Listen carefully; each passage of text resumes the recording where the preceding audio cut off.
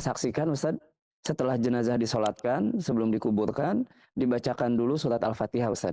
Kemudian diangkat kerandanya sebentar, kemudian diturunkan kembali dan dibacakan kembali surat Al-Fatihah, dan ini berulang selama 3 kali.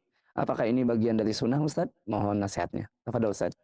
Ya, para jemaah sekalian rahimana wa rahimakumullah, Nabi kita Muhammad sallallahu alaihi wasallam yang sangat kita cintai dan sangat kita junjung tinggi telah menjelaskan semua kebaikan kepada kita sebagai umatnya. Tidak ada satupun ibadah yang belum beliau sampaikan kepada umatnya. Sehingga kalau kita ingin menjalankan sebuah ibadah, maka kita harus mengetahui sandarannya dari Nabi Sallallahu Alaihi Wasallam.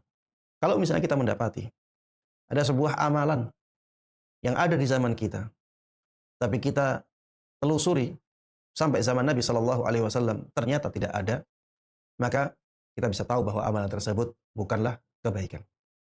Walaupun terlihat seperti kebaikan. Ya, karena tadi agama Islam itu sudah sempurna. Tidak ada satupun kebaikan kecuali telah Rasulullah Sallallahu Alaihi Wasallam sampaikan kepada kita.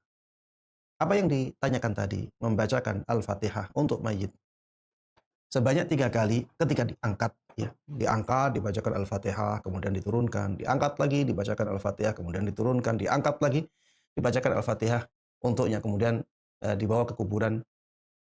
Coba kita jujur, apakah perbuatan itu pernah dilakukan oleh Nabi Shallallahu Alaihi Wasallam atau pernah dianjurkan oleh Nabi Shallallahu Alaihi Wasallam?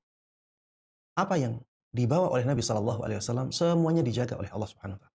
Agama ini dijaga oleh Allah Subhanahu Wa Taala. Coba buka riwayat-riwayat dari Nabi Shallallahu Alaihi Wasallam ketika akan menguburkan jenazah, atau buka riwayat-riwayat dari sahabat Nabi Shallallahu Alaihi Wasallam ketika akan menguburkan jenazah. Adakah yang melakukan seperti itu? Kalau ada, maka kita lakukan.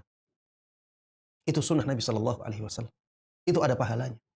Kalau tidak ada, maka berarti itu bukan kebaikan. Karena kalau itu kebaikan, tentunya Rasulullah Shallallahu Alaihi Wasallam dan para sahabatnya telah mendahului kita dalam melakukannya. Lau kana khairan la sabaquna ilaih. Seandainya itu kebaikan, tentunya orang-orang tersebut, para sahabat Nabi Shallallahu Alaihi Wasallam yang ada di awal Islam, mereka telah mendahului kita dalam melakukannya.